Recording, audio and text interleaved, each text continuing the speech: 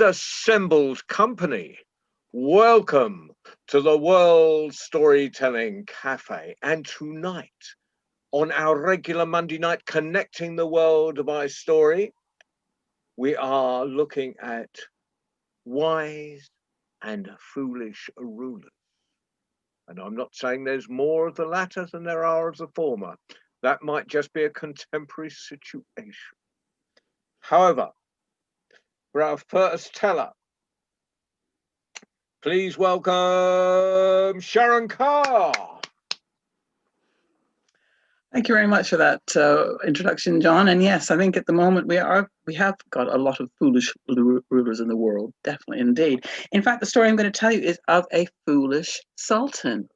For this sultan, he loved big women, full-bosomed, ample-hipped, and thighs so dimpled that when you actually put your finger in, your whole hand would disappear into the rippling, rolling acres of voluptuous female flesh.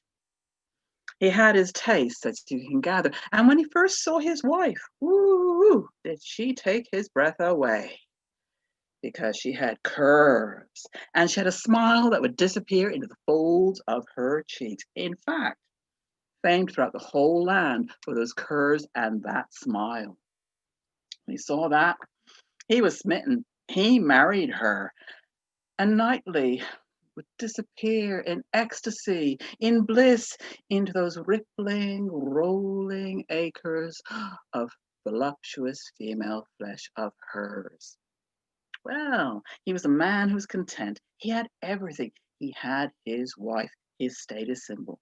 And he showered her with gifts, beautiful jewels to wear on her ears, fingers, and wrists, lovely clothes of silk and damask of beautiful jeweled colors, a palace to live in almost every single day of the year, a beautiful palatial place to live, food, culture, you name it.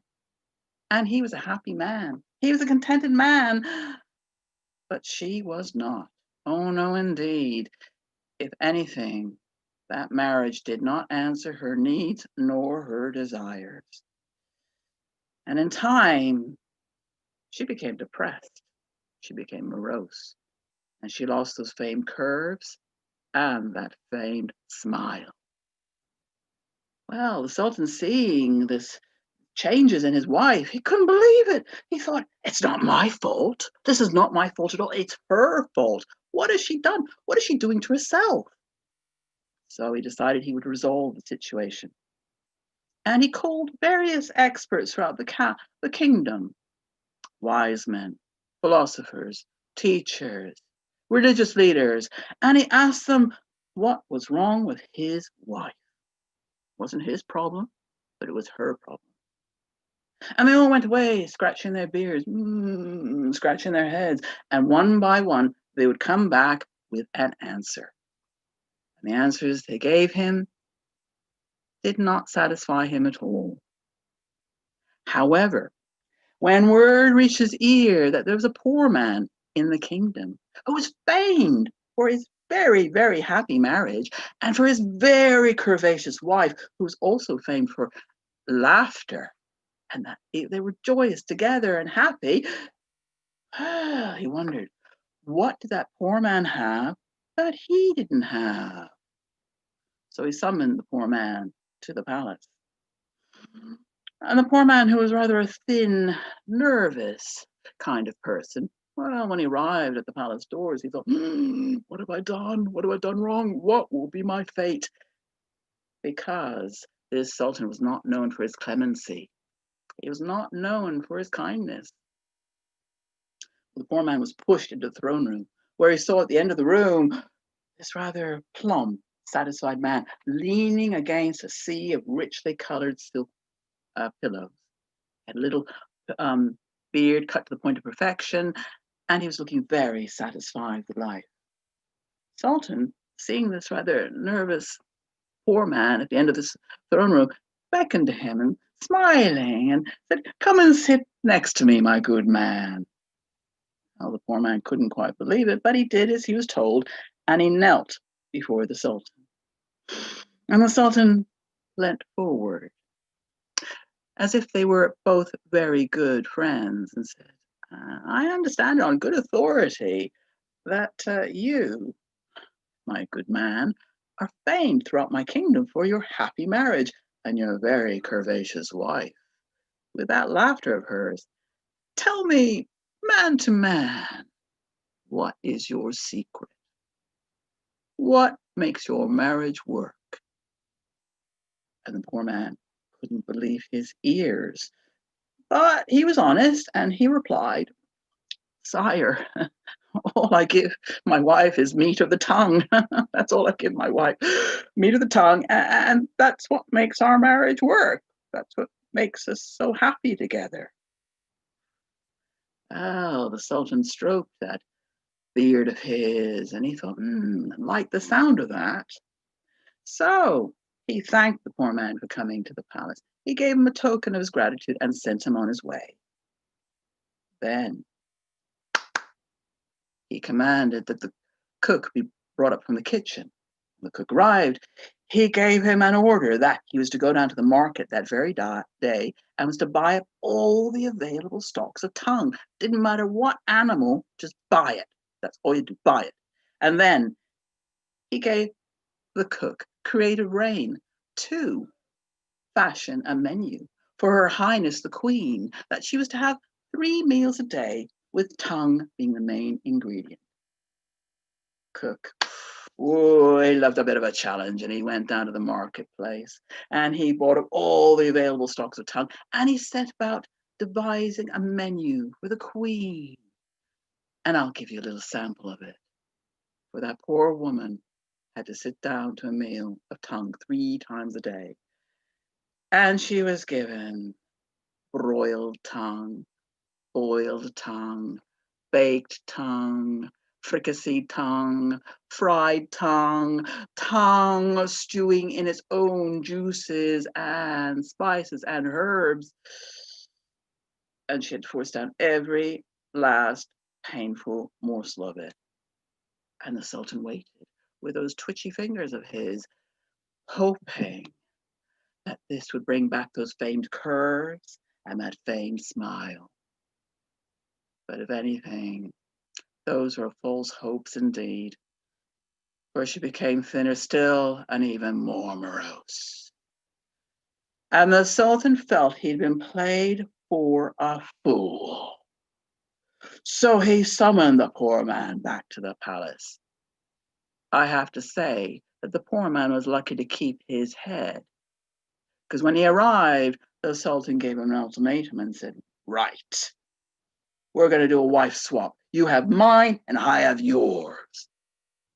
And those 2 women, under great protesting, under great upset, like chattel, they were exchanged. Poor man's wife went to live with the Sultan in the palace, and the Sultan's wife was now demoted to go and live with the poor man in his humble hut. Well, on arriving at the palace, and the Sultan saw that poor man's wife with those curves, heard that laughter, he had those twitchy fingers of his, and she became his new wife.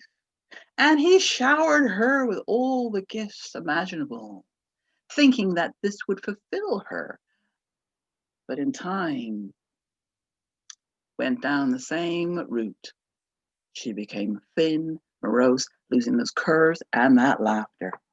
However, down at the poor man's hut, it was a different story altogether. In fact, the Sultan's wife regained those curves. She regained that smile that disappeared in the folds of her cheeks, because the poor man gave her time. Every time he went out, every single day down to the fields to work as a laborer, he'd kiss her on the cheek and say, can't wait to see you tonight. She would then go down to the markets and she would barter the best cuts of meat, come back and prepare him a wonderful meal.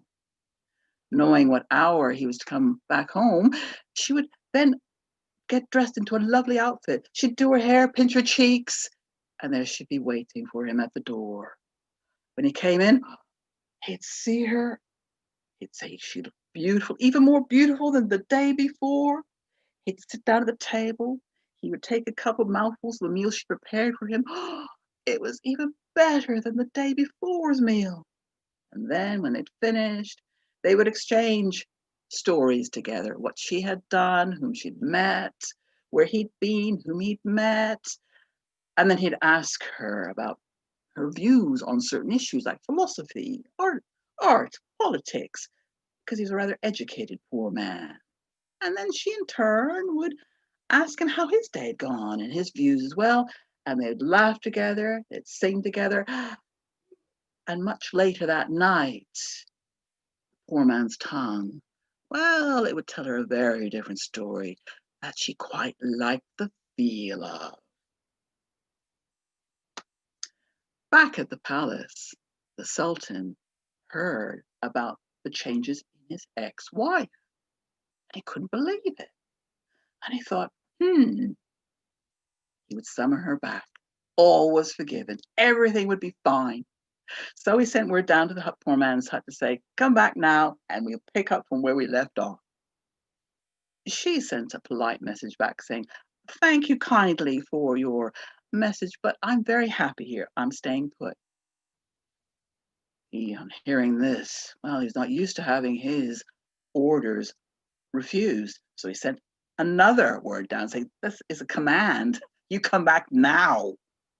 Hers was equally curt. Thank you kindly. I'm staying put.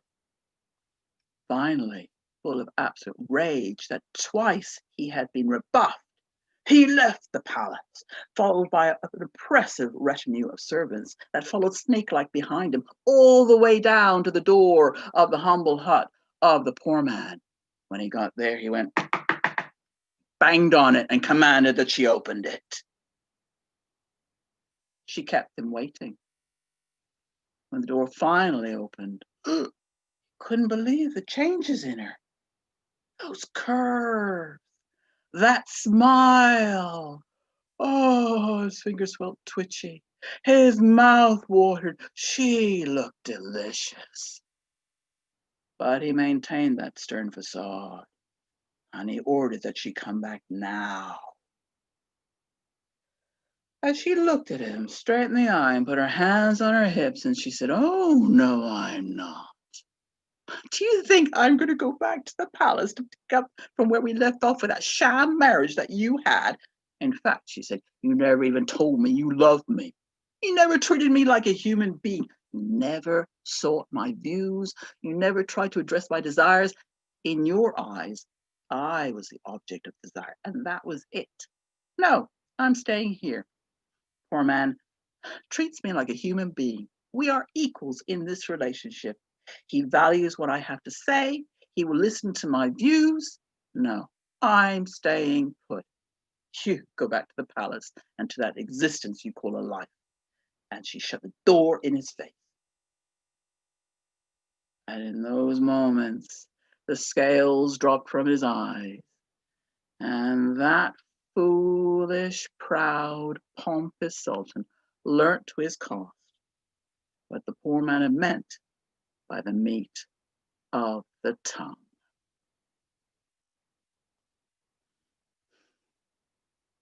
Thank you, Sharon. That's okay, you're welcome. And greetings to those that have just joined us, Teresa. Bianca, it's lovely to see you again. You've been away from us for too long, Jan. And Gary, who will follow Orla with the story. We're sort of doing it as people arrive, as the running order. So we've got Colin next, then Orla, then Gary. And so it's then I might even tell one, but it depends on time.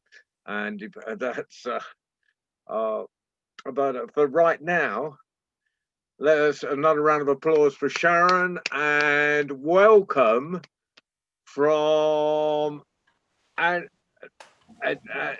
around Antrim area, isn't it, Colin? Are you? Yeah, the Glens of Antrim, John, up in the northeast corner of Ireland. Yeah, I know Antrim well, and it's in fact, yeah. I have a funny story about that I'll tell you sometime about a gig at Antrim Arts Centre. when I was roadieing for a singer. But that's an entirely different story. Right now, we're on foolish and wise and foolish rulers. And right now, please can we welcome Colin Irwin? Thank you very, very much. That was a great story there, Sharon. Really enjoyed that. I always feel sorry, however, for the poor man's wife. Whatever became of her? Anyway, that's probably another story. My ruler is an old Irish chieftain, and he's a very wise and good chieftain, but he's also foolish, at least naive. And this story is called A Bird in the Hand.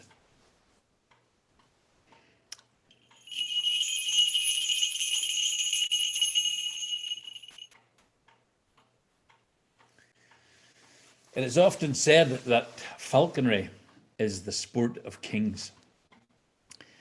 And years ago, when there were more kings and falcons than saints and scholars in Ireland, there was a chieftain called Cuill Mór. He loved his wife dearly, and she doted on him in return. He had 4 sons, big, strong men, and he had one beautiful daughter called Fiona. She was always his favourite.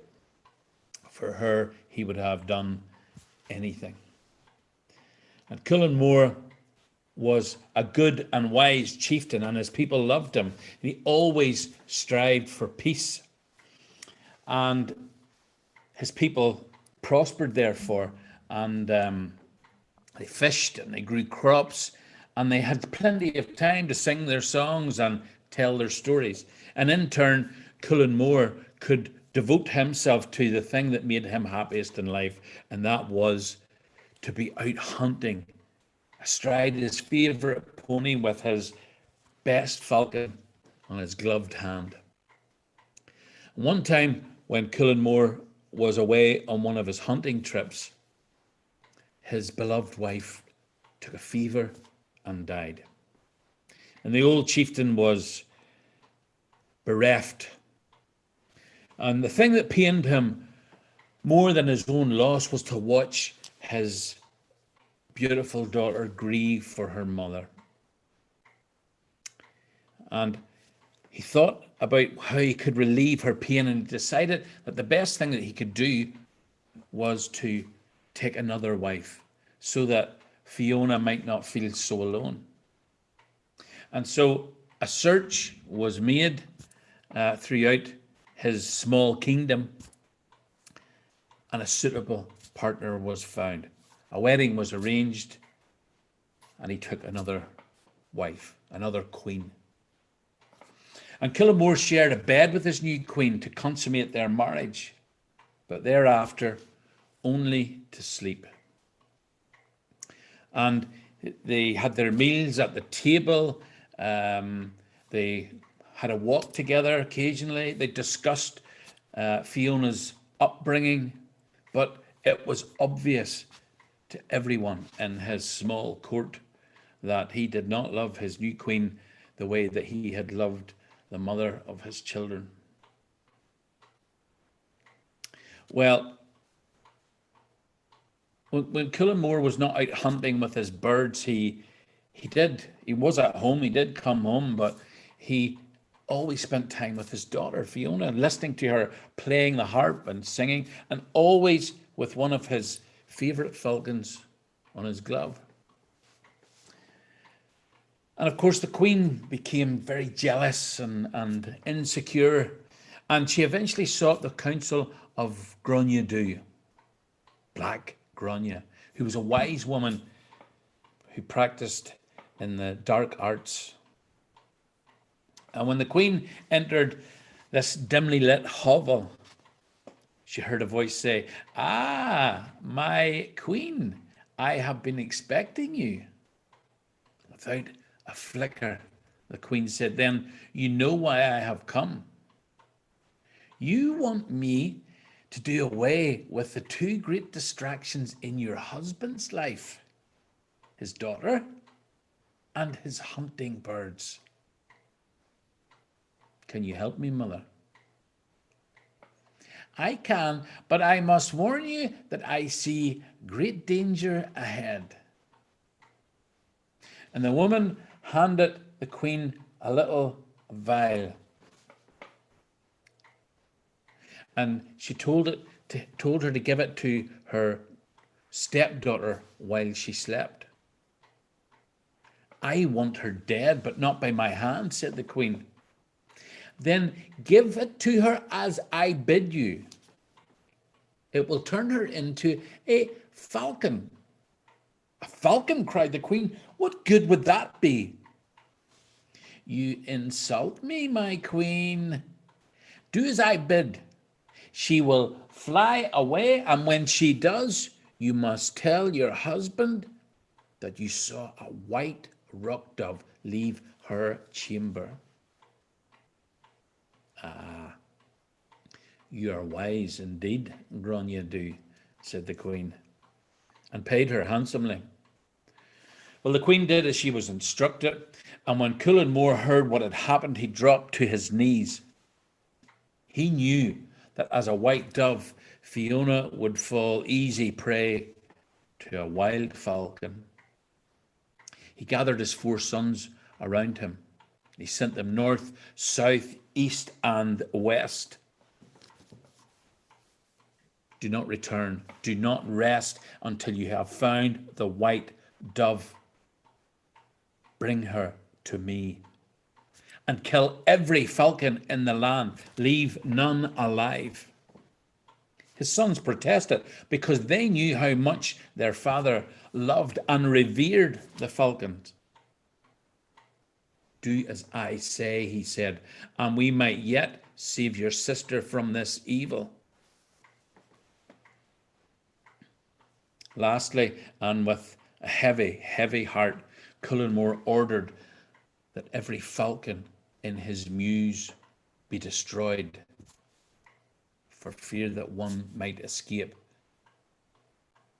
And faithful as his falconer was, he could not bring himself to kill Cullen More's 2 finest birds, a magnificent falcon and her tiercel. They were the biggest and bravest and most beautiful the falconer had ever seen. He cut the bells from their legs. He hoodwinked them, never removing the hoods except by candlelight to feed them, and by such means he kept them quiet and hidden in his own dwelling. Well, of course, Cullen More's sons found no trace of any white dove, but they did kill every falcon in the land. And with Fiona and Cullen More's hunting birds gone, the queen renewed her efforts to beguile her husband. He turned his back on her. She persisted, and in his grief he said, "Be gone from me, woman." It was the first time he had spoken roughly to her, and it felt like cold steel going through her heart. In her desperation, she returned to Gronye. I warned you I could see danger. If you knew, why did you not stop me? I can only see what the future might hold. I have no power to change it for the good. Can you give me back my stepdaughter? Nay, my queen, that I cannot do. The spell will only be broken when true love blossoms for Fiona. In a rage, the queen drew a dagger from her sleeve and plunged it in to Gronye, killing her instantly.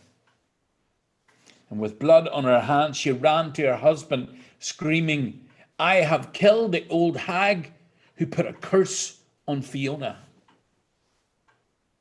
What? Why? Why did you not come to me? She wrung her hands and wailed, "I could not, husband. You had banished me." Eventually, Cullen said, "Did the hag speak before you killed her?" "Only that the spell would be broken when true love blossomed for Fiona." "And that can never happen now," said Cullen. And he fell into his wife's arms and wept bitterly. That night, the Queen slept in her husband's bed again. The next day, Cullen arose at dawn, and when he looked out, he saw a falcon sitting in a tree not far off. He was enraged, and he sent for his falconer. "You must trap that bird and kill it at once. Do not let me see your face until you have done so." While the falconer was setting his trap, the bird flew down and landed beside him. He caught it up and was about to wring its neck, but he noticed that it did not try to hurt him. It didn't stick its talons into his flesh or try to bite at his fingers. He felt its breastbone for signs of hunger, but it was well fed. He looked into its eyes for signs of illness, and what he saw sent a shiver down his spine. Instead of dark brown and black eyes that every falcon has, this one had eyes that were as blue as lapis stone.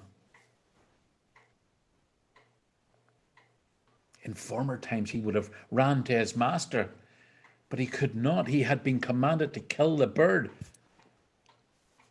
Instead, he tended it night and day. He fed it little tidbits with his fingertips. He put silver bells on its legs. Cullen began to submit to his wife's charms. She did everything she could to please him. And slowly the fog of melancholy lifted and his balance returned. One day he thought to himself, I must visit my falconer. I have been unduly rough with him.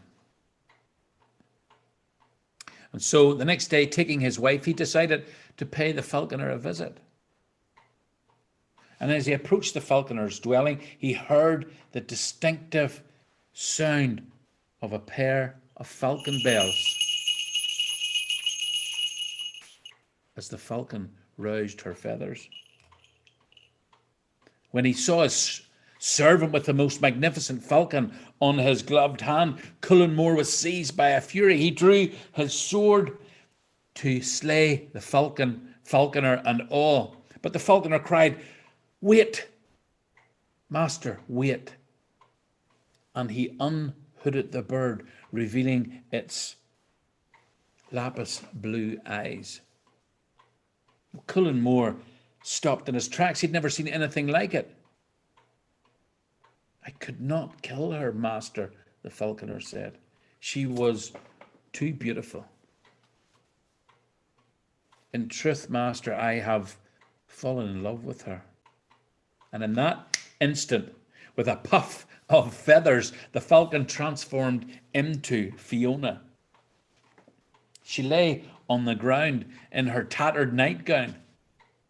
Her father rushed forward to take her in his arms, but his wife screamed, "She must be a shapeshifter, husband. She is a devil. Slay her." "I am no devil, father. It is I, your daughter, Fiona." And soon the whole truth came out, as it always does in the end. The queen begged mercy at her husband's feet, but he lifted his sword to cleave her skull in two. But Fiona cried out, "Father, no, spare her.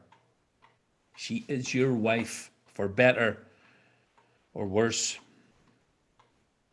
Mother would not want her blood on our hands." And so Cullen spared his wife. And after some penance, She remained by his side for better and worse until his death. And Fiona married the gentle falconer. They had many children. And Cullen Moore's two finest birds, the falcon and her tiercel, were set free. They flourished. And that is why today the peregrine falcons that nest around the craggy cliff faces in the glens of Antrim are known to be the biggest, the bravest, and the most beautiful in the whole world. Thank you. That was beautiful, Colin. I never tire of hearing you tell that. Such a beautiful story.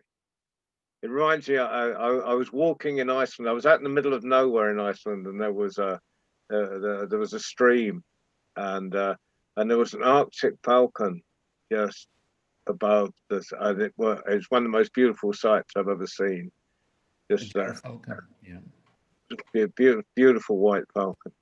Yeah. Right, we're going to stay across the Irish Sea, and could you please welcome Orla McGovern?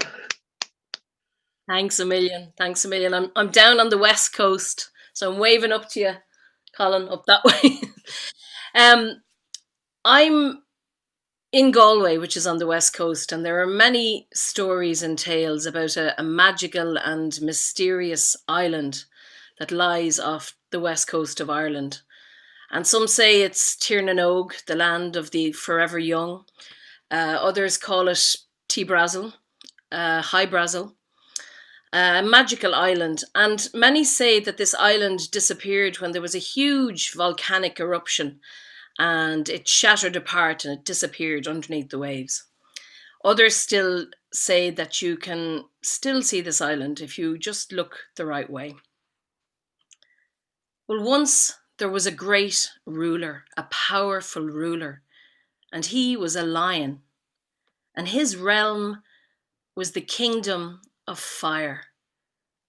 An island surrounded all the way around by a beautiful blue sea, and in the center was a spitting, hissing, fiery volcano. This king was indeed majestic. He had eyes like two glowing orange coals. His roar was as powerful as the roar of the volcano itself, but like it was dipped in honey. And his mane, oh, his mane. His mane was pure flame, licking in amber and red and gold around his face. He was the most beautiful creature that anyone had ever seen. And well, he knew it.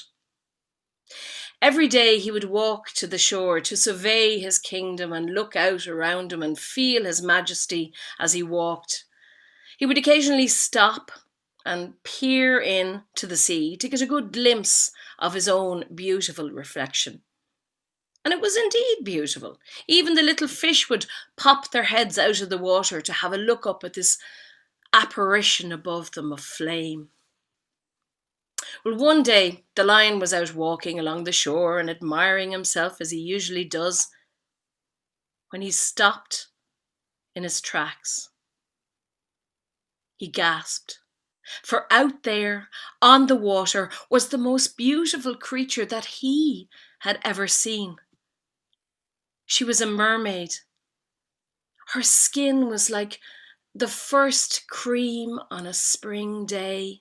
Her eyes were like two stars, twin stars plucked from the sky, and her hair was a moss green, the colour you get when a shaft of light hits in the middle of a forest. The lion fell immediately in love. And she stopped brushing her hair and she caught his gaze, and she felt this heat rise up in her mermaid body, and all she wanted to do was to kiss his lion lips. So she reached her hand out like this, and she beckoned him towards her for the kiss. Oh, the lion was delighted.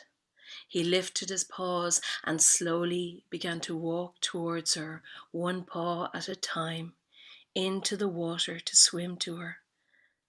But as he did, he glanced down and he glimpsed a glimpse of his own reflection in the water, of his own fiery mane.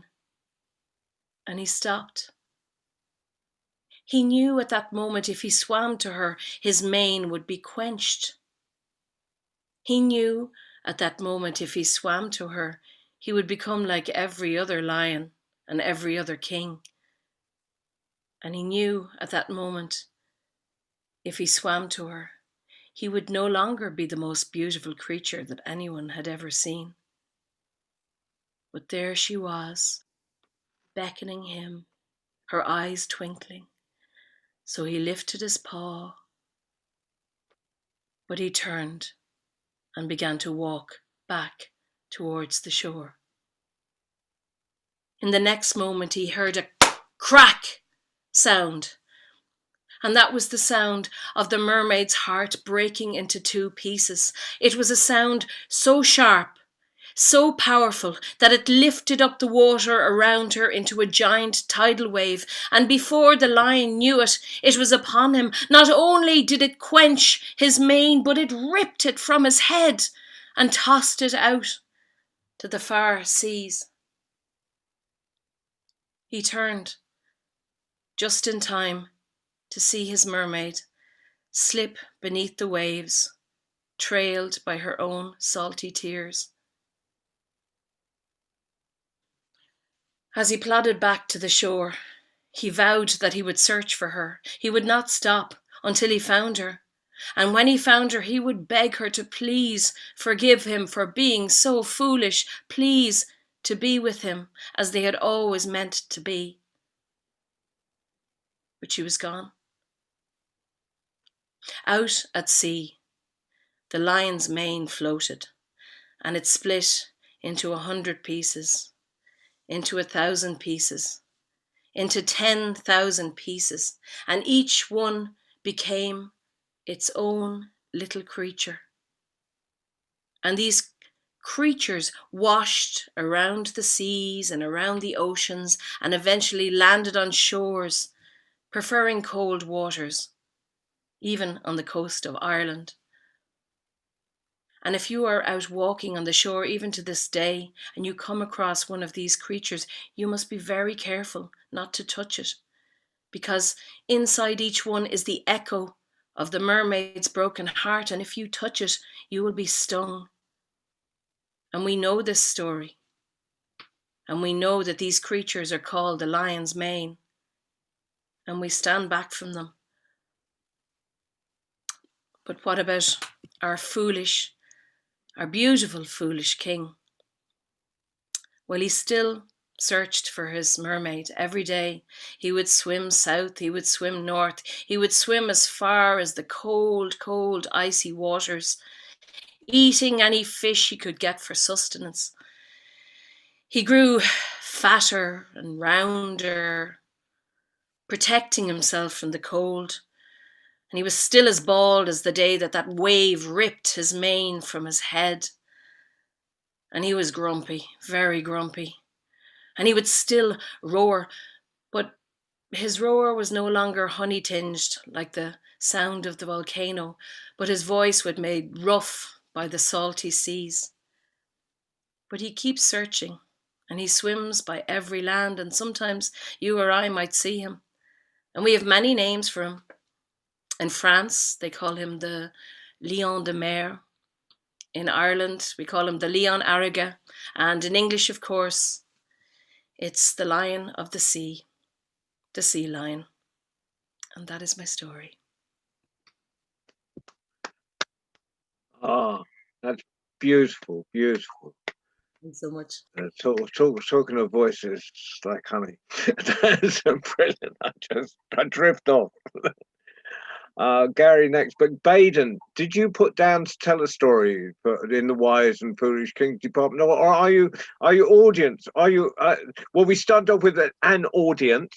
but we've now got audience, which is brilliant and fantastic. It's good to see you, baby. I'm just relaxing and appreciating greatness tonight. Yeah, well, you know, I'll bring you in to do some work at some time. You're not getting away with it that often. Right. But now, Orla, I think one more round of applause. That was gorgeous. That was really gorgeous. Thanks so much. It's all about the audience. And Gary, I hate to put you on after all, but there's someone's got to follow up. And you've drawn the straw. But Gary, can we please welcome Gary Cordingley? That was a beautiful tale, Orla. Thank you. And it's not, as you say, it's all about the audience, but it is also about the words, and you have them put together very beautifully. Thank you for that. My tale that I'm going to share with you now is a story that I picked up from a woman whose name is Shaila Sampath, and I met her at a storytelling session in Montreal via Zoom many, many months ago. And this story she told stuck with me, and I really have enjoyed telling it since. And she lives in India, and to my shame, I can't remember the part of India where she lives, but I kind of set the story there, which I believe is probably where it's set anyway. And on the edge of the big town, possibly a city, there are 3 huge warehouses, and they all belong to Rashid. And Rashid, he runs this business like clockwork, and he is possibly the wealthiest man in town. Now, the warehouses are set on the edge of town where all the poor people live, but Rashid, he lives in the center of town in the finest house. And as I said, probably the wealthiest man in town. There's gossip to say that he possibly has more money than the king himself, but who's to know? And he runs this business like clockwork, supplying all of the outlets in town, whether you wanted a dishcloth or fine silverware or furniture for your house, whatever it was that you wanted, his warehouses held it. And every day he would go and work in one of the offices in one of the warehouses. And he would wake up that morning and choose which of the warehouses he was going to work in, just to keep everybody on their toes.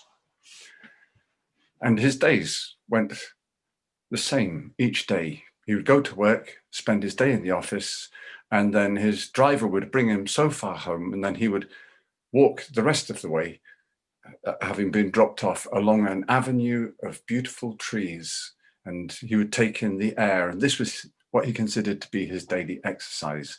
And they would arrive home, and he would say hello to his wife, and he would make his way through the house to a room at the back of the house, and he would shut the door, and then he would quickly take the takings from the 3 warehouses that had been brought together at the end of the working day. He would take them from his pocket and his purse, and he would put them in a secret hiding place that not even his own wife knew where that place was.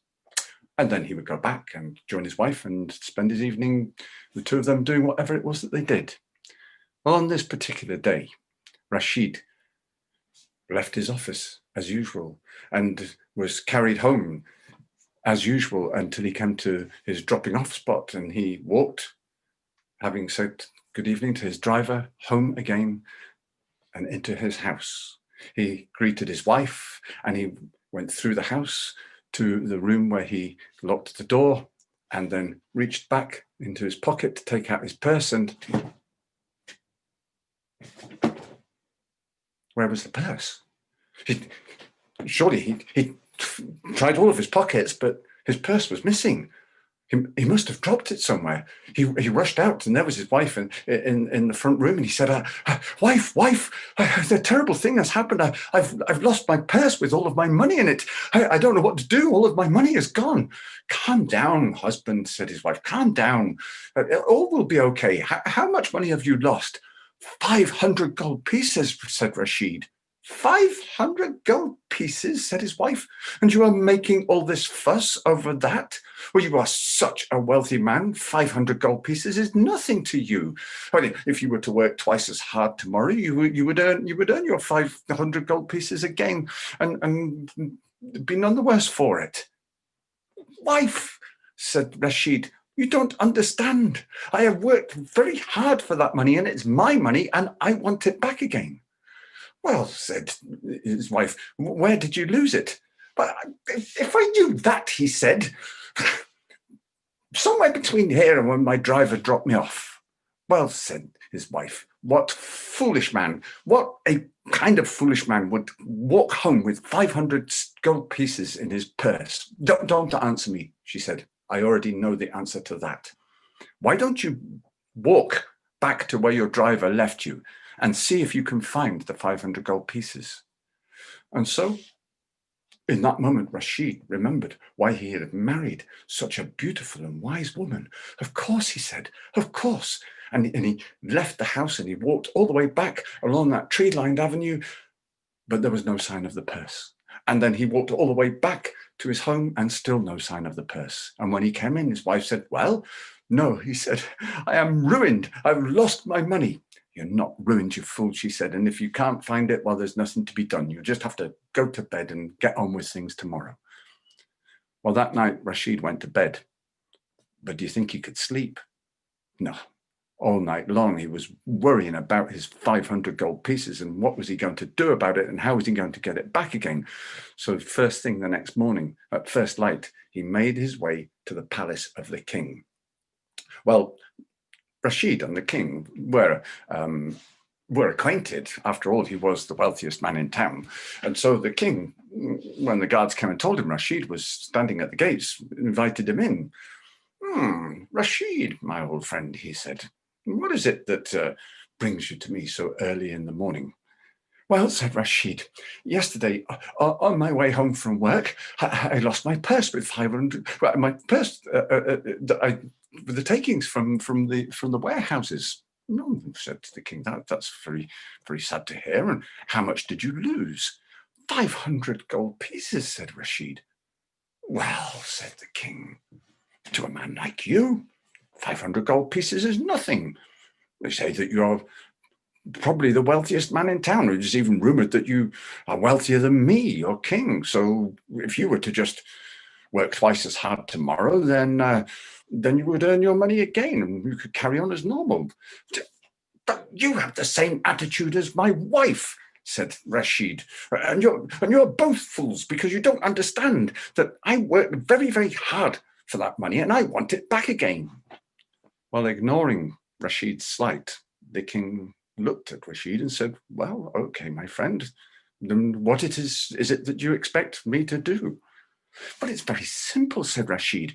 I want you to put out a proclamation across the whole town, everywhere, in the parks, in the restaurants and the cafes and all the public places, a proclamation that whoever has found my 500 gold pieces should return them as soon as possible, if not sooner.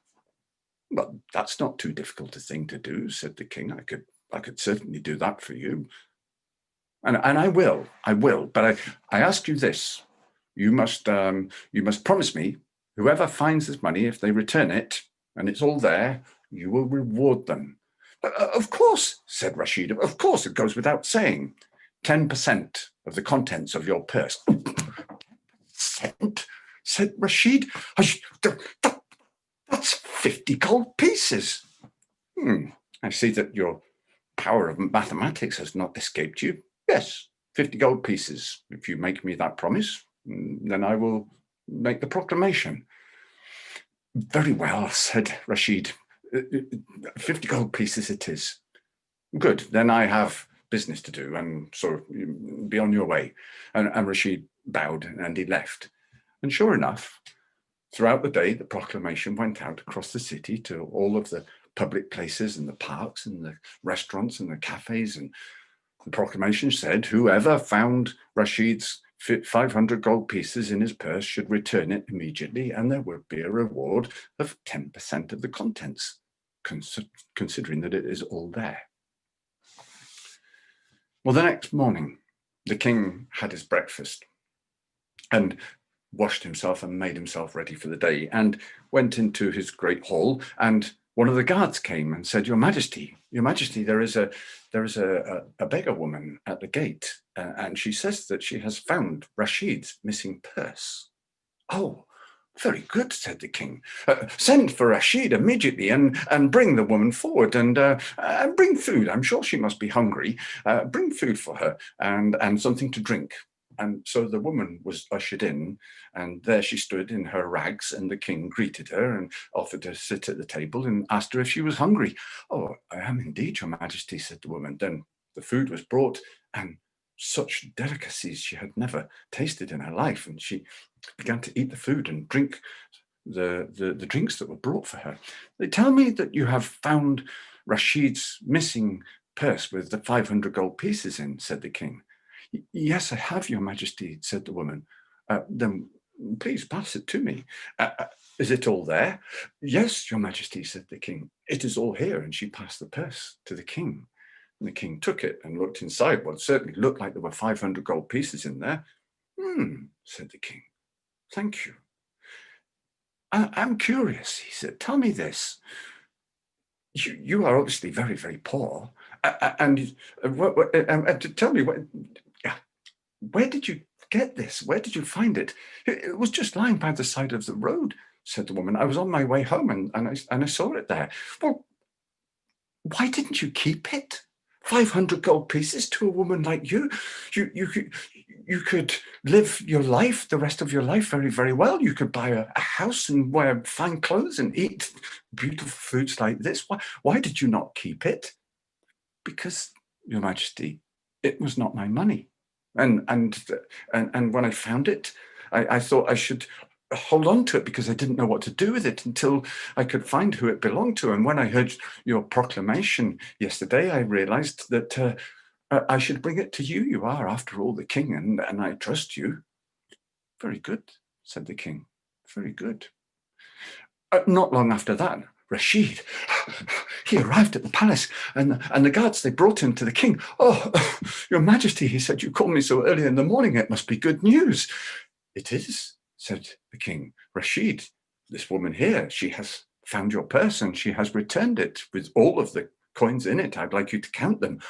Oh, this is good news indeed, said Rashid, and he poured the coins onto the counter and very quickly counted them. Yes, he said, 500 gold pieces are there indeed. And he turned to the woman, he said, I don't know how to thank you.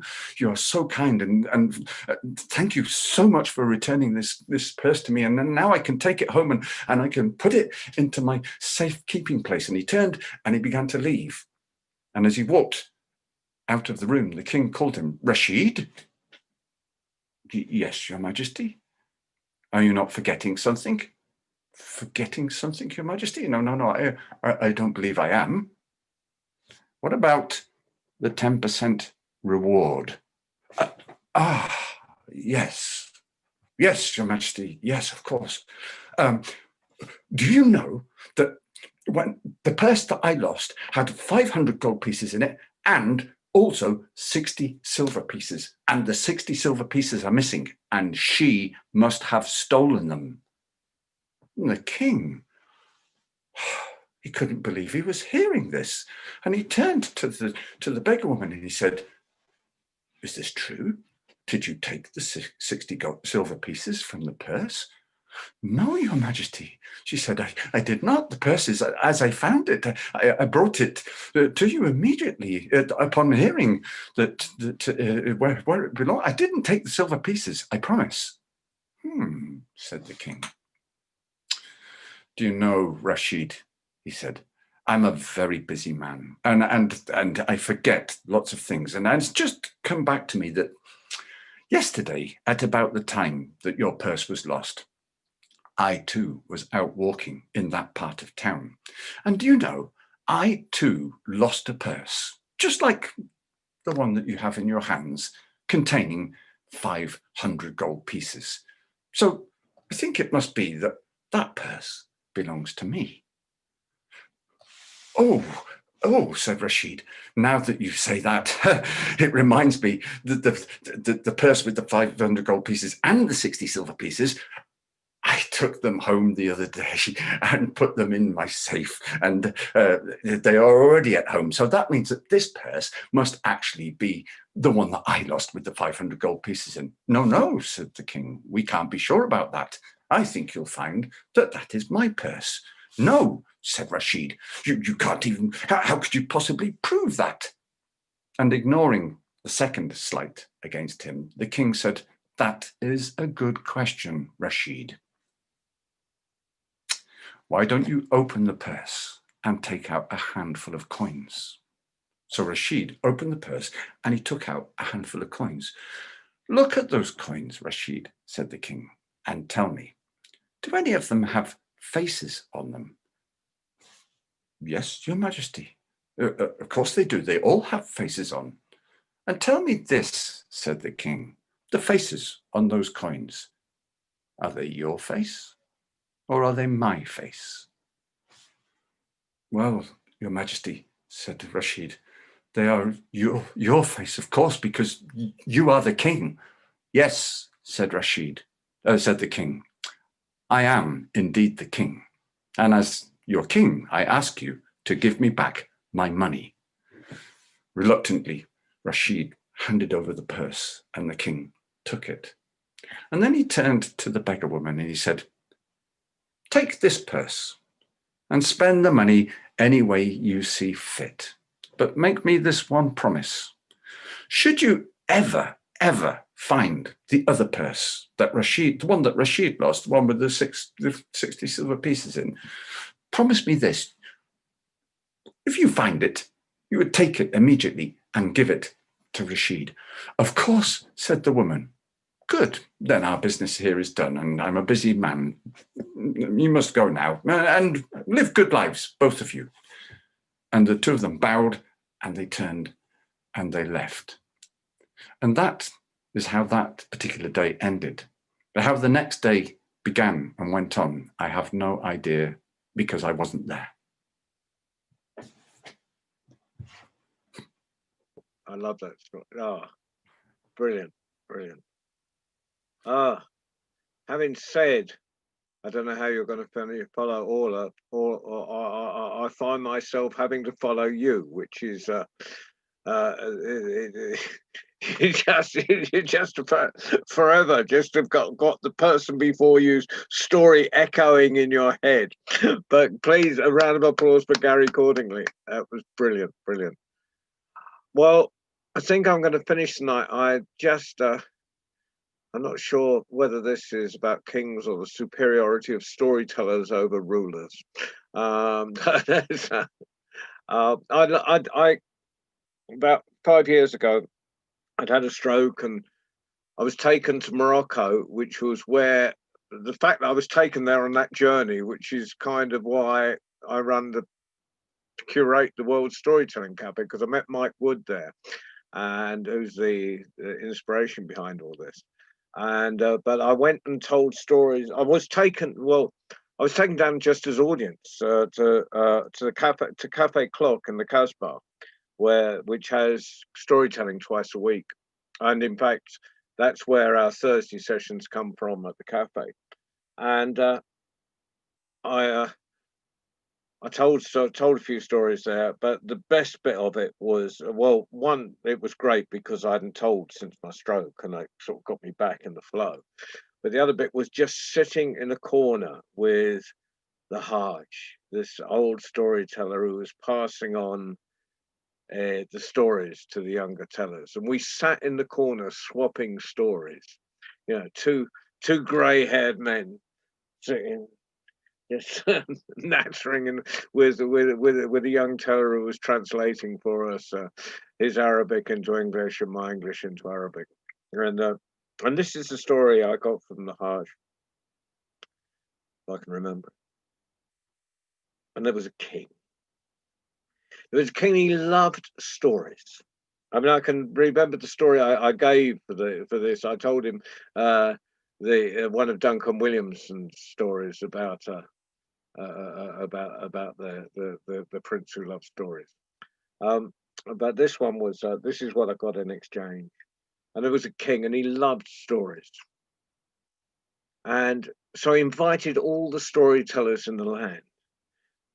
And if they came and told him stories, they could eat whatever they like and they could live fat at the palace. Now, that was a really stupid thing to say because, you know, I mean, my partner's always telling me off. You know, she listens to me taking the booking on the phone. And my first question is not, what is the fee? How much am I getting? She said, I say, are there food tickets? And so she says, that's really bad business. I said, I can imagine, you know, like, you know, if you're in the middle of a field, you want to know you're going to be fed.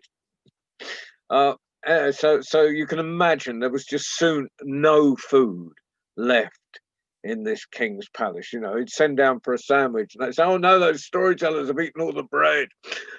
So eventually thought, well, you know, I can't go back on my word, but I could say, yeah, I know what I'll do.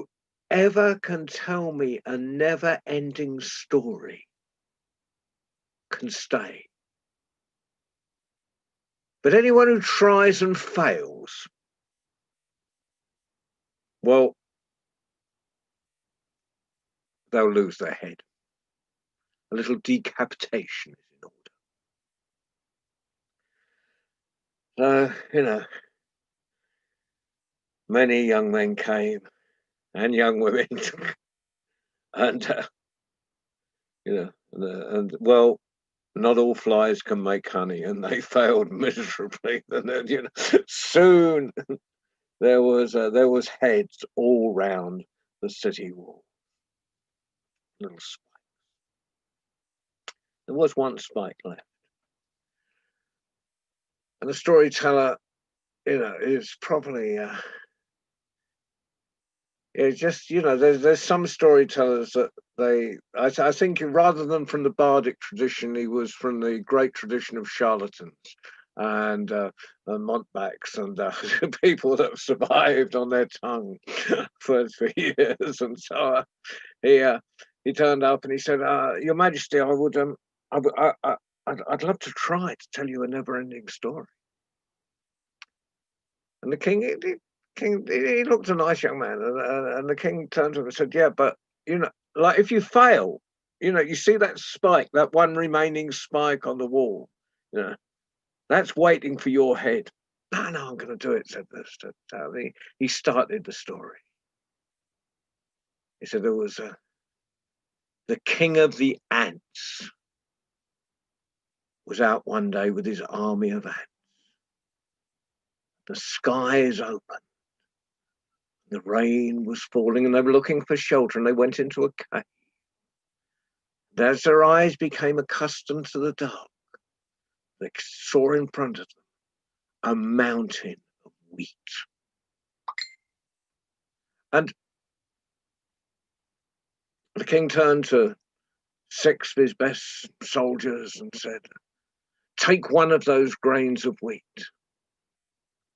and take it back to the anthill, the ant's nest. So 6 got this one grain of wheat on their shoulders and they started walking. Well, they had many adventures. Now, if we were here all night, I wouldn't have time to tell you of all the adventures they had. But that storyteller did actually go into every detail. And eventually, after some months, they arrived at the anthill, and it was a bit quicker coming back because they weren't carrying that grain of wheat. And the king of the ants said, now take a second grain of wheat and take it back to the anthill. And they had many adventures, and again, we haven't got time to talk about. And so it went on, 3rd, 4th, 5th, 6th, 7th adventure. 7 grains. And by this time, the king's getting a bit tired. He said, look, how long's it going to take to get rid of this mountain of wheat? It's in about a year, Your Majesty. Okay, come back to me in a year's time. Off went the storyteller, and he came back in a year's time. He said, and they'd just taken that last grain of wheat. The mountain of wheat was completely clear. And behind the mountain of wheat was a mountain of rice. And they took one grain of rice, and they had many adventures. And after some months, they came back for the second and the third and the fourth and the fifth. How long is it going to take to get through this mountain of rice? Oh, about a year, Your Majesty. Come back in a year. Well, he came back in a year, and behind that mountain of rice, he said, "No, before I go on, no, I'm not going to continue. Hello, Norman, and I'm not going to continue. I've just got to ask you something." He said, if I carry on with this story, I'm going to marry your daughter. You've got to let me marry your daughter." And the king said, "That's not fair." And he looked out. They looked out the window, and there was all the heads of the other storytellers. And do you think that was fair? "Well, you got a point," said the king. "Yeah, okay, you can marry my daughter." Now what happened? He said, and behind that mountain of rice was a mountain of lentils. Well, how long will it take to get through the mountain of lentils? About a year, Your Majesty. Come back to me. Well, actually, at this time he was living in the palace because he was married to the king's daughter. And as you can imagine, by the time he came back in a year's time, the daughter had a baby boy. And when he came back, the king turned to the storyteller and he said, "I really can't bring myself to cut off the head of the father of my grandson." And so he not only won, he won the hand, and he stayed in that palace living fat for the rest of his life. And I did say we were going to finish on that story, but I noticed Norman Perrin has joined us from Canada. And so Norman, do you have a story of a wise or foolish ruler for us? You have to unmute yourself. That's kind of the rule. Yeah, there's something covering the mute thing. Yes, I'll try and shorten it down to a tellable length. And but this is a story I heard from Duncan Williamson. And my apologies for about what I'm to do to it. And where did it go? Oh, well. Once there was a king who had a wife, and his happiness was complete when she gave birth to a child. But the happiness did not live long, for a great beast came ravaging the land, and the king went out with his army to fight the beast.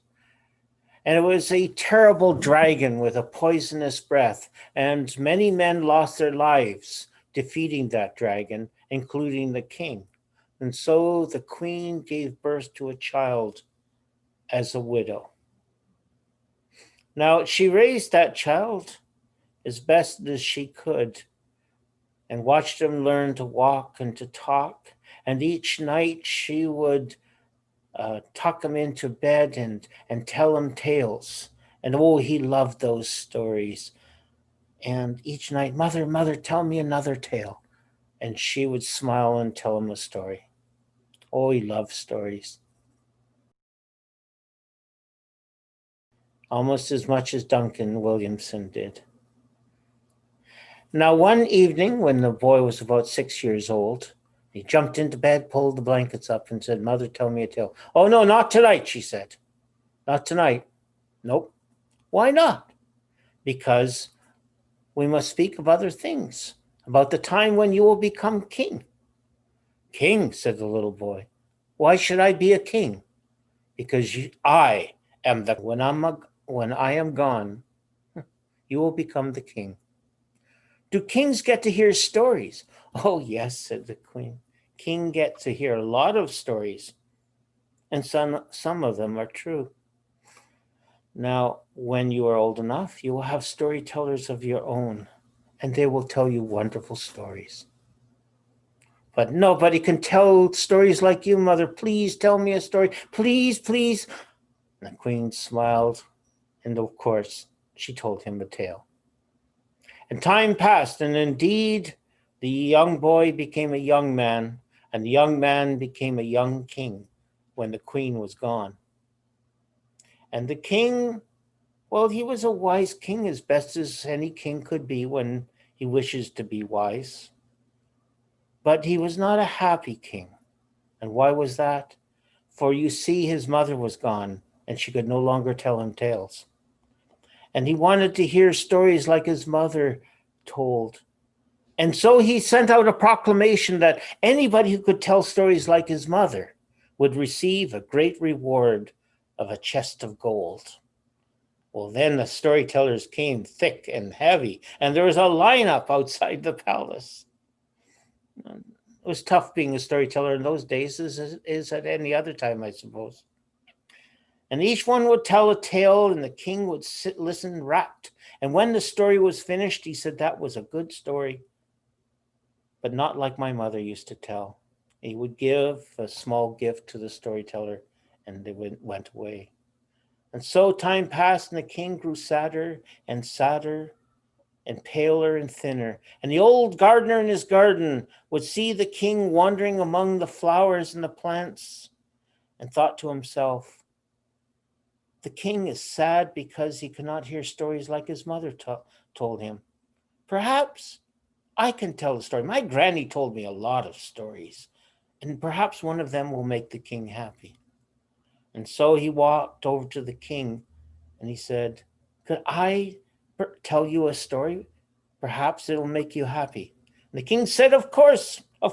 Tonight after dinner, tell me a tale. And so that evening, when the king has finished his dinner, and he was sitting on his chair, and he invited the gardener in, the old gardener, and the old gardener started to tell a story. Now, the old gardener's granny only knew long stories, very long stories, extremely long stories. And why the old gardener was only halfway through when he saw and heard the king had slumped over, and there was a sound of snoring coming from the king. Oh my, thought the old gardener. Oh my, I bored the king to death. He's sleeping and snoring. What will he do to me? And so he ran away, and he hid underneath his bed in the cottage, afraid of what would happen the next morning. And sure enough, the soldiers of the king were running around. Look for the gardener, find the gardener, bring the gardener to the king. And it was easy enough to find him. When they walked into his cottage, there was the bed shaking, and they looked underneath, and there was the gardener, and they coaxed him out. And they brought him to the king, sitting upon his throne. Oh, said the king, oh, my friend, why did you run away last night? Why did you not stay for your reward? Reward? Why should I receive a reward? My story was so long and boring it put you to sleep. Ah, yes, said the king. Yes, that it did. And that is the way my mother used to tell me stories until I fell asleep. And so you are the one who shall be my storyteller. Can I still be a gardener? Of course, said the king. And so each day after the king had finished his work and the gardener had finished his, the gardener would come to the king and tell him stories just like his mother did.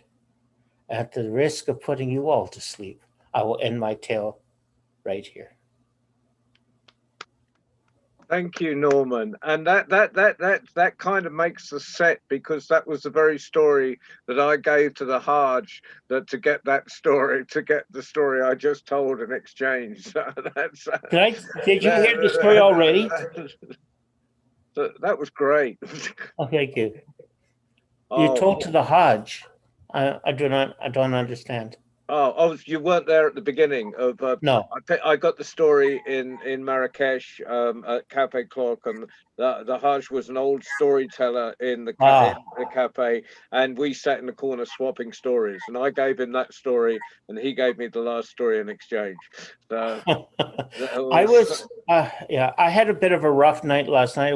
You don't need to hear, but I went to take a nap this afternoon, and I fell asleep. I know that problem. Baden has seen me do that in the middle of a session. So at least you did it in private. Yes. Well, thank you all. I've seen John do that in the middle of a storytelling. While I'm telling the story, it happened. Yeah, but it was a good bottle of rum the night before. Well, thank you all for coming. Tomorrow night, you're all invited to be audience for the next generation of storytellers. We've got every Tuesday night will be young storytellers, teenage storytellers, and we've got storytellers from hopefully arriving from Serbia, from Romania, Gaza, and Nepal. They'll be slightly older teenagers in Nepal because it'll be late night by then, and of course the UK. So we're this is going to be every Tuesday night, and every other Sunday, of which next Sunday is the other Sunday. We've got an open storytelling round of the worldwide story round. So you're all invited to turn up at that and tell stories. Mike Rustle from Get a Word in Edgeways will be there helping me host that. And Femke, would you like to tell us about something that's happening earlier in the day next Sunday, from the Netherlands? Your worldwide, your Kurt Cayley. Yes, every other Sunday there's a World Cayley organized by Marin Millenaar, and I often be there, and sometimes as a listener, sometimes as a storyteller.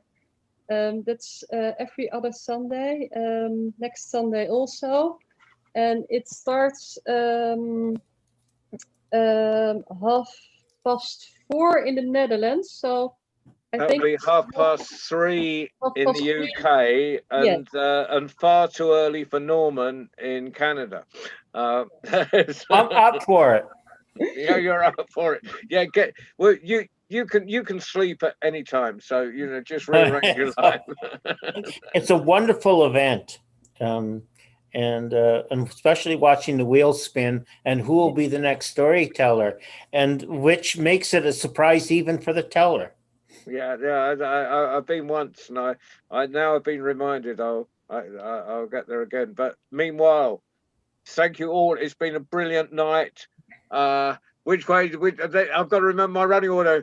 Round put Sharon. Thank you. Then we went Colin, Orla, Gary. I haven't missed anyone yet. I'm doing okay. That hairy geezer, and Norman. Fantastic. Thank you all. It's been a lovely night. And Bianca, it's so good to see your face on the screen again. Really, not saying anything about good to see you all. Yeah.